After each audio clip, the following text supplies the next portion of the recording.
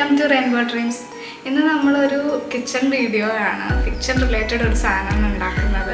അപ്പം ഞാൻ ഈ അടുത്ത് രാജസ്ഥാനിൽ പോയിട്ടുണ്ടായിരുന്നു. അപ്പം ഞാൻ അവിടുന്ന് മാവ പേട എന്ന് പറഞ്ഞിട്ടൊരു പേട കഴിച്ചു. അപ്പം അതിൻ്റെ റെസിപ്പി നോക്കിയിട്ട് അത് നമ്മളൊന്ന് റെപ്ലിക്കേറ്റ് ചെയ്യാൻ നോക്കുകയാണ്. അപ്പം നമുക്ക് വീഡിയോയിലേക്ക് കിടക്കാം. ഇതാണ് ഞങ്ങൾ അന്ന് വാങ്ങിച്ച മേവാപ്പേത്ത. അപ്പം ഇതിൻ്റെ മെയിൻ ഇൻഗ്രീഡിയൻ്റ് എന്ന് പറയുന്നത് ഖോയാണ്. അപ്പോൾ ഖോയ എന്ന് പറയുന്നത് പാൽപ്പൊടി വെച്ചിട്ടാണ് നമ്മൾ ഉണ്ടാക്കേണ്ടത്.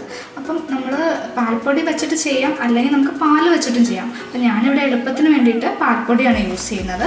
അപ്പം നമ്മൾ നെസ്ലയുടെ എവരിഡേയുടെ പാൽപ്പൊടി വാങ്ങിച്ചിട്ടുണ്ട്. അപ്പോൾ ഒരു പാക്കറ്റ് നമുക്ക് ആവശ്യമുള്ളൂ. ഞാനൊരു എക്സ്ട്രാ നമുക്ക് ആവശ്യം വന്നാലോ എന്ന് വെച്ചിട്ടൊരു ചെറിയ പാക്കറ്റും കൂടെ വാങ്ങിച്ചിട്ടുണ്ട്. പിന്നെ വേണ്ടത് നമ്മുടെ പഞ്ചസാരയാണ്. പഞ്ചസാര നമുക്ക് ഒരു 2 കപ്പ് മതിയായിരിക്കും. നമ്മൾ അത് ആവശ്യാനുസരിച്ച് നമുക്ക് ഉപയോഗിക്കാം. പിന്നെ നമ്മൾ യൂസ് ചെയ്യുന്നത് ഈ ഒരു സാഫ്രൻ്റെ ഒരു എക്സ്ട്രാക്റ്റാണ്. അപ്പം ഇത് നമുക്ക് ഇഷ്ടമുള്ള ഫ്ലേവറിൻ്റെ എക്സ്ട്രാക്റ്റ് ഉപയോഗിക്കാം. ഞാനിവിടെ കേസറിൻ്റെ എക്സ്ട്രാക്റ്റ് യൂസ് ചെയ്തു എന്നുള്ളൂ. പിന്നെ നമ്മൾ പാല് ഇനീഷ്യലി നമ്മൾ കുറച്ച് ഒഴിച്ചു കൊടുക്കണം. അതിന് വേണ്ടിയിട്ട് ഒരു ഗ്ലാസ് പാലെടുക്കുന്നുണ്ട്.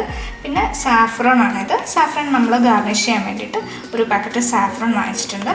പിന്നെ നമ്മൾ ഏലക്കാപ്പൊടിയാണ്. ഇത് പൊടിച്ചെടുത്ത ഏലക്കയാണ്. അപ്പോൾ ഇത് നമുക്ക് ആവശ്യാനുസരണം നമുക്ക് യൂസ് ചെയ്യാം. പിന്നെ നമുക്ക് വേണ്ടത് നെയ്യാണ്. അപ്പോൾ നമുക്ക് സ്റ്റാർട്ട് ചെയ്യാം.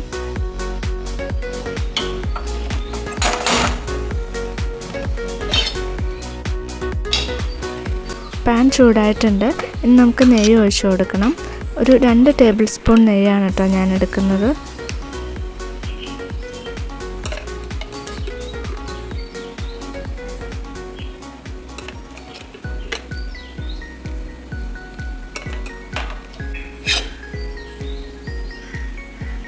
ഇനി ഞാനിതിലേക്ക് 1 ഗ്ലാസ് പാൽ ഒഴിക്കുന്നുണ്ട്. ഓൾറെഡി തിളപ്പിച്ചാറിയ പാലാണ് കേട്ടോ ഇത്. അതൊന്ന് ചൂടായി വരുമ്പോഴേക്കും നമുക്ക് പാൽപ്പൊടി ജസ്റ്റ് ഒന്ന് അതിലേക്ക് ആഡ് ചെയ്ത് കൊടുക്കണം.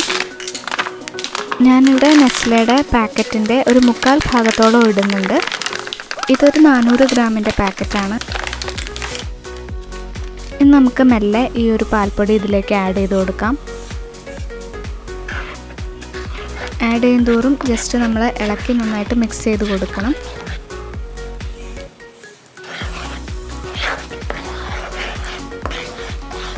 നമുക്കിനി ബാക്കിയുള്ള പൊടിയും കൂടെ ആഡ് ചെയ്തിട്ട് നന്നായിട്ട് മിക്സ് ചെയ്ത് കൊടുക്കാം.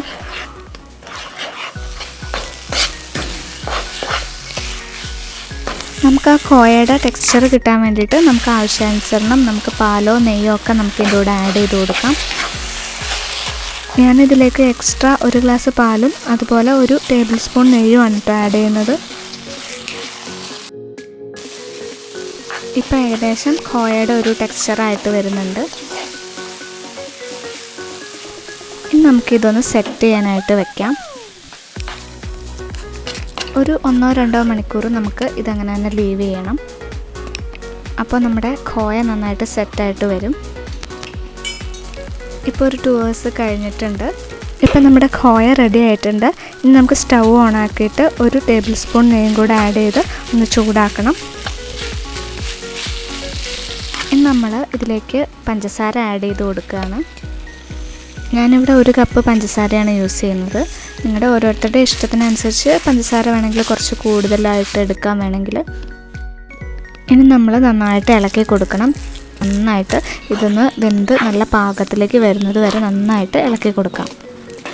നമ്മൾ സ്പൂണിട്ട് ഇളക്കുമ്പം ഇങ്ങനെ മാറി വരുന്ന ഒരു ടെക്സ്ചർ കിട്ടുന്നത് വരെ നമ്മളിത് ചെയ്യണം. ഇപ്പോൾ ഏകദേശം കണ്ടോ, ആ സ്പൂൺ ഇങ്ങനെ മാറ്റുമ്പോൾ നമ്മളത് ജസ്റ്റ് ആ ഒരു കുറുകിയ ഒരു പാകത്തിലായി വരുന്നുണ്ട്. ഇതാണ് ഇതിൻ്റെ ഏകദേശം പാകം. ഇനി നമുക്ക് സ്റ്റൗ ഓഫ് ചെയ്യാം.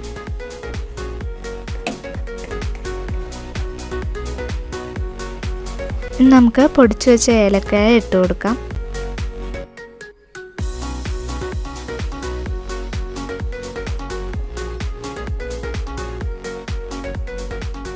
ഇനി നമുക്ക് ഇതിലേക്ക് കേസറിൻ്റെ എക്സ്ട്രാക്റ്റ് ആഡ് ചെയ്ത് കൊടുക്കാം. നിങ്ങൾ കേസർ എക്സ്ട്രാക്റ്റ് അല്ലാതെയാണ് നിങ്ങൾ ആഡ് ചെയ്യാൻ ഉദ്ദേശിക്കുന്നതെങ്കിൽ അത് നമുക്ക് പാലിൽ ആദ്യമേ ആഡ് ചെയ്തിട്ട് ഇതിലേക്ക് മിക്സ് ചെയ്തെടുക്കാം. ഞാനിവിടെ എക്സ്ട്രാക്റ്റാണ് യൂസ് ചെയ്യുന്നത്. അതുകൊണ്ട് ഞാനിത് ഉണ്ടാക്കി കഴിഞ്ഞിട്ടാണ് ലാസ്റ്റ് സ്റ്റേജിലേക്ക് എത്തുമ്പോഴാണ് കേസർ ആഡ് ചെയ്യുന്നത്. അതിനുശേഷം ഞാൻ വാങ്ങിച്ചു വെച്ച കേസറിൻ്റെ റോ ആയിട്ടുള്ള പീസസും കൂടെ ഇതിലേക്ക് ആഡ് ചെയ്ത് കൊടുത്തിട്ടുണ്ട്.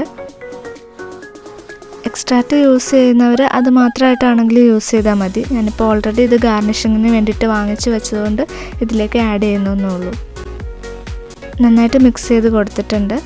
ഇനി നമുക്കിത് സെറ്റ് ചെയ്യാൻ വേണ്ടിയിട്ട് വേറൊരു പാത്രത്തിലേക്ക് മാറ്റണം. നമുക്ക് ഈ പേട സെറ്റ് ചെയ്യാൻ വേണ്ടിയിട്ട് ഒരു റെക്റ്റാങ്കിൾ ബോക്സ് വേണമായിരുന്നു. അപ്പോൾ എൻ്റെ കയ്യിൽ അങ്ങനത്തെ ബോക്സ് ഇല്ലാത്തതുകൊണ്ട് ഞാനൊരു ടിഫിൻ ബോക്സിൽ ഒരു ബട്ടർ പേപ്പർ വെച്ചിട്ടാണ് അതിലേക്ക് ഇത് സെറ്റ് ചെയ്ത് കൊടുക്കുന്നത്. നമുക്കിനി ഈ ലഞ്ച് ബോക്സിലേക്ക് പതുക്കെ വെച്ച് കൊടുക്കാം.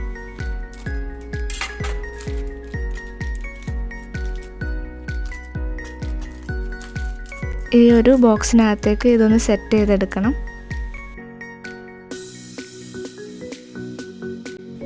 ഇപ്പം ഏകദേശം സെറ്റാക്കി വെച്ചിട്ടുണ്ട്. ഇനി ഗാർണിഷിങ്ങിന് വേണ്ടിയിട്ട് നമ്മുടെ സാഫ്രോൺ ഒന്ന് മുകളിലായിട്ട് ഇട്ട് കൊടുക്കുകയാണ്. ഇപ്പം നമ്മൾ ഗാർണിഷിംഗ് ഒക്കെ കഴിഞ്ഞിട്ടുണ്ട്. ഇനി നമുക്കിതൊന്ന് തണുത്ത് കിട്ടാൻ വേണ്ടിയിട്ട് കുറച്ച് നേരം വെയിറ്റ് ചെയ്യാം. ഇപ്പോൾ ഇത് നന്നായിട്ട് സെറ്റായിട്ട് കിട്ടിയിട്ടുണ്ട്. നമുക്കിനി ഇത് മെല്ലെ പുറത്തെടുത്തിട്ട് മുറിച്ചെടുക്കാം.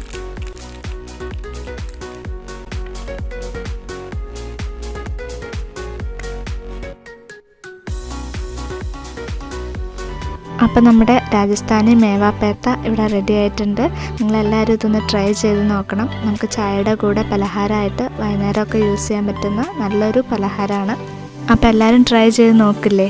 അപ്പോൾ വീണ്ടും ഒരു നല്ല വീഡിയോ ആയിട്ട് കാണാം. ബായ്.